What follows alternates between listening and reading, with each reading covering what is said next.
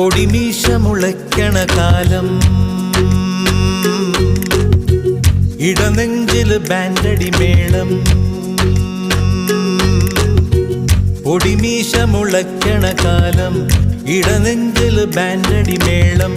പെരുന്നാളിന് പള്ളിയിലെത്തിയതെന്ത് കൊതിച്ചാണ്.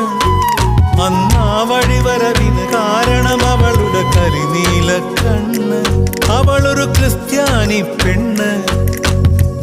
പൊടിമീശ മുളയ്ക്കണ കാലം, ഇടനെഞ്ചില് ബാൻഡടി മേളം.